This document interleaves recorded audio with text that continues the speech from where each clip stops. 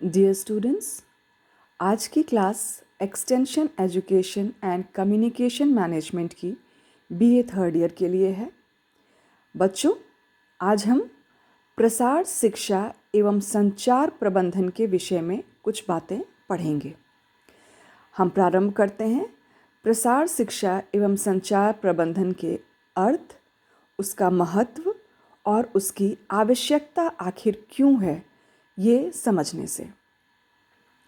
बच्चों, प्रसार और शिक्षा दो अलग अलग शब्द हैं, लेकिन जब ये दोनों शब्द मिल जाते हैं तो प्रसार शिक्षा बनता है और इसका महत्व अधिक बढ़ जाता है, विशेषकर आजकल के आधुनिक संदर्भ के ग्रामीण क्षेत्रों के लिए। प्रसार शिक्षा का आधार ग्रामीण जीवन है, क्योंकि गांवों के समस्त विकास के लिए इस विषय को प्रारंभ किया गया था। औद्योगिकरण की वजह से विकास की अलग अलग धाराएं जो हैं वो शहरों की ओर अग्रसर होने लगी थी। शहर में अधिक विकास होने लगा था। लोगों का ध्यान खेती किसानी और इन चीज़ों से हटने लगा था। लोगों को लगा कि अगर खेती किसानी करेंगे तो शायद हम अधिक समृद्ध नहीं हो पाएंगे। किंतु इस प्रवृत्ति से किसी भी देश का विकास नहीं हो सकता, क्योंकि जीवन की मूलभूत आवश्यकता जो है वो भोजन है, जो कि हमें फैक्ट्रियों से नहीं मिलती है बल्कि खेतों से प्राप्त होती है। और भारत जैसे देश की तो एक अधिक आबादी ही ग्रामीण क्षेत्र में रहती है। अतः भारत के लोगों का औद्योगिकरण या दूसरे शब्दों में शहरीकरण की ओर आकर्षित होना एक अच्छा संकेत नहीं है। हमारे देश के बहुत से महान विचारक जैसे महात्मा गांधी, गुरुदेव रवींद्रनाथ टैगोर और अन्य बहुत से समाज सुधारकों ने स्वतंत्रता प्राप्ति से पहले ही ऐसी सामुदायिक योजनाओं को प्रारंभ किया जो कि ग्रामीण विकास से संबंधित थी। इसका लक्ष्य ग्रामीणों के जीवन को सुखमय और समृद्ध बनाना था। इन योजनाओं के साथ ऐसी परिकल्पनाएं जुड़ी हुई हैं जो कि खेती के साथ साथ गांवों से जुड़े हुए अन्य उद्योगों को भी उन्नति की राह पर ले जाती हैं। बच्चों, प्रसार शिक्षा का महत्व बहुत अधिक है। ग्रामीण उन्नति के इन्हीं प्रयासों की वजह से कृषि प्रसार या प्रसार शिक्षा आज इस रूप में हम देख पा रहे हैं। प्रसार शिक्षा विद्यालयों एवं नियोजित पाठ्यक्रमों के दायरे से बाहर एक ऐसी शिक्षा प्रणाली है जो कि ज्ञानार्जन के साथ साथ सामाजिक एवं सांस्कृतिक विकास को भी लक्षित करती है। इसके अंतर्गत अपने ही उद्योग धंधों आदि से संबंधित महत्वपूर्ण एवं उपयोगी जानकारियां ग्रामीण परिवेश के लोगों को मिलती हैं, जिससे कि वो अपनी कार्य कुशलता को बढ़ा सकते हैं। प्रसार शिक्षा शिक्षण के उस पक्ष पर आधारित होती है जो कि व्यक्ति को जीवन भर सीखने के लिए प्रेरित करता है।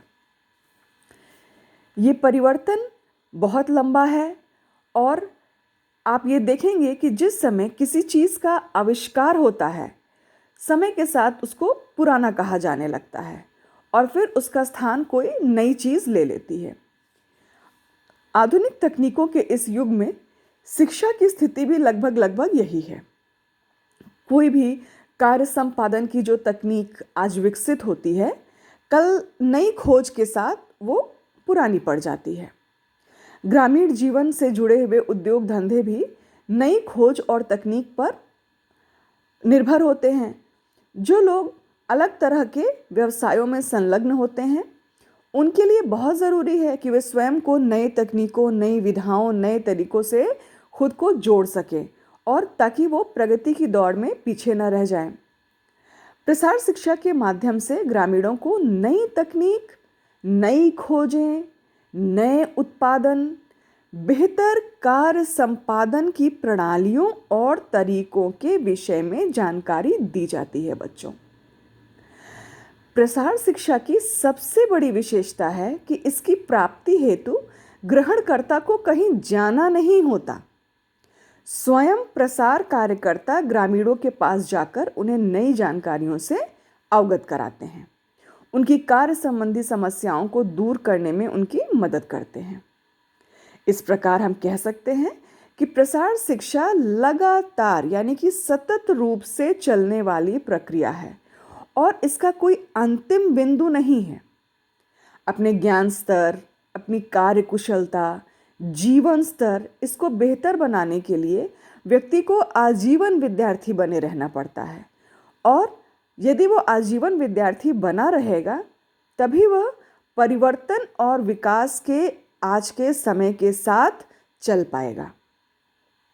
बच्चों, प्रसार शिक्षा की आवश्यकता आज के समय में विशेषकर है। इसके माध्यम से पूरे विश्व में हो रहे तकनीकी विकास एवं शोधों की जानकारियां लोगों को प्राप्त होती हैं। लोग अपने ही व्यवसाय से जुड़े अन्य लोगों के अनुभवों से लाभान्वित होते हैं। इसके फलस्वरूप उन्हें अपनी समस्याओं को दूर करने तथा अपनी भूलों को सुधारने का भी अवसर प्राप्त होता है। इस प्रकार प्रसार शिक्षा पढ़ाने और सीखने दोनों, जो लोग पढ़ाते हैं और जो लोग सीखते हैं, उन दोनों ही लोगों के लिए बहुत उपयोगी है। वास्तव में प्रसार शिक्षा के माध्यम से मानव स्वभाव यानी कि ह्यूमन बिहेवियर में परिवर्तन आता है। ये परिवर्तन मुख्यतः 3 प्रकार से होता है। लोगों की ज्ञान और जानकारियों में परिवर्तन, जिसे आप कहते हैं changes in the knowledge and information. लोगों के पास जो ज्ञान है, जो जानकारी है, उसमें निरंतर बढ़ोतरी होती है, निरंतर परिवर्तन होता है। दूसरा तरीका है लोगों की कार्य कुशलता एवं कार्य संपादन के तरीकों में परिवर्तन। नवीन जानकारी के साथ साथ लोग अपनी कार्य कुशलता को बढ़ा सकते हैं। कार्य कुशलता को बढ़ाने की वजह से कार्य करने का जो ढंग है, कार्य को संपादित करने का जो तरीका है, उसमें नवीन और सकारात्मक परिवर्तन आता है। इन सब से महत्वपूर्ण है मनोवृत्ति अथवा अनुभूत विचारों में परिवर्तन। सिर्फ कार्य, ज्ञान, सिर्फ इसी में परिवर्तन नहीं आता है, बल्कि लोगों के सोचने समझने के ढंग में परिवर्तन आता है। ये समस्त परिवर्तन लोगों के मूलभूत विचारों को परिवर्तित करता है, जिसकी वजह से वे विकास की दौड़ में, विकास की गति में स्वयं को पीछे नहीं समझते, निरंतर आगे बढ़ते रहते हैं। किसी भी कार्य को संपादित करने से पहले व्यक्ति उस कार्य के संबंध में कुछ मूलभूत जानकारियां प्राप्त करता है। इन्हीं जानकारियों के आधार पे वो अपना कार्य संपादित करता है। ये एक सामान्य प्रक्रिया है। लेकिन महत्वपूर्ण है कि हम अपने ज्ञान से लोगों की जानकारी के स्तर में परिवर्तन लाएं। जैसे उदाहरण स्वरूप गांवों की अगर बात करें तो किसानों को बीजों, खादों, उर्वरकों, उत्पादन विक्रय की अधिक संभावनाओं, इन सारी विषय में जानकारी एक प्रसार शिक्षक ग्रामीण किसान को, ग्रामीण कृषक को देता है और इससे उसके ज्ञान के स्तर में परिवर्तन आता है। ज्ञान के स्तर में परिवर्तन आने की वजह से वो अपने ढंग से, अपनी समझ के अनुसार अपने कार्य के संपादन में परिवर्तन लाता है। और ये कार्य संपादन की जो अलग अलग तरह की प्रक्रिया है बच्चों, इस प्रक्रिया से किसी भी व्यक्ति का कार्य कुशलता निर्धारित होता है। जिस व्यक्ति का कार्य कौशल जितना उन्नत है, जितना श्रेष्ठ है, उसका फल भी उतना अच्छा है। खेती किसानी की नई नई तकनीकों का प्रयोग, भंडारण की सही विधियों को अपनाना, उसके सही तरीकों को प्रयोग, कीटनाशक दवाओं का सही तरीके से उपयोग, समय के अनुसार उपयोग, समुचित तरीके से उपयोग, ये सब जानकारी जब कृषक के पास अच्छी तरह से होती है तो वो अपने कार्य को ठीक तरह से संपादित करता है। बदलते समय के साथ साथ, नई खोजों के होने के साथ साथ ये कार्य संपादन की प्रणाली में भी निरंतर परिवर्तन आता रहता है। परंपरागत तरीके से कार्य करने में और नवीन जानकारियों को एकत्रित करके कार्य करने में कार्य कुशलता अधिक बेहतर होती है। रूढ़वादिता और अंधविश्वासों ने मानव समाज को युगों तक आगे बढ़ने से रोका है।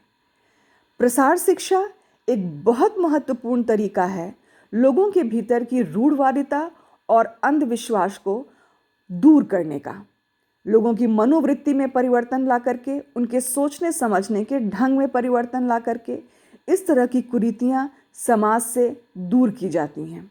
साथ ही साथ बहुत सारी आहार संबंधी किंवदंतियां और भ्रांतियां, टीकों के प्रयोग के संबंधित भ्रांतियां, दवाइयों आदि के प्रयोग संबंधी भ्रांतियां, ये तमाम तरह की भ्रांतियां ग्रामीण परिवेश में होती हैं। और इन समस्त भ्रांतियों को दूर करने का एक बहुत ही अच्छा तरीका होता है प्रसार शिक्षा। एक प्रसार शिक्षक अपनी कुशलता से इन समस्त रूढ़ियों को दूर करने में मदद कर सकता है और ग्रामीण क्षेत्र के लोगों की मनोवृत्ति, उनकी समझ और उनके आत्मविश्वास, साथ ही साथ उनकी कार्य कुशलता में परिवर्तन लाने का एक श्रेष्ठ कार्य कर सकता है। और यदि मानव व्यवहार में परिवर्तन होता है तो यह व्यक्ति के आर्थिक, सामाजिक, सांस्कृतिक सभी तरह के परिवेश को परिवर्तित करता है। प्रसार शिक्षा अनुभवों और ज्ञान के आदान प्रदान पर आधारित होती है। अतः मानव व्यवहार में सहयोगात्मक प्रवृत्ति का विकास होता है। मानव व्यवहार में इस प्रकार के परिवर्तन के द्योतक हैं और समाज को प्रगति के पथ पर अग्रसर करते हैं। हमारे सोचने समझने के ढंग में, हमारे कार्य करने के तरीके में जो परिवर्तन होता है, ये हमारी संस्कृति को भी प्रभावित करता है। और बच्चों, जो सांस्कृतिक परिवर्तन है, ये दीर्घकालिक परिवर्तन होते हैं, इनमें स्थायित्व होता है। सामाजिक एवं सांस्कृतिक परिवर्तन के फलस्वरूप मानव व्यवहार में सर्वांगीण परिवर्तन आता है। ये प्रसार शिक्षा का अर्थ, महत्व एवं इसकी आवश्यकता के विषय में कुछ बातें थीं। अगली क्लास में हम प्रसार शिक्षा के इतिहास के विषय में जानकारी देंगे।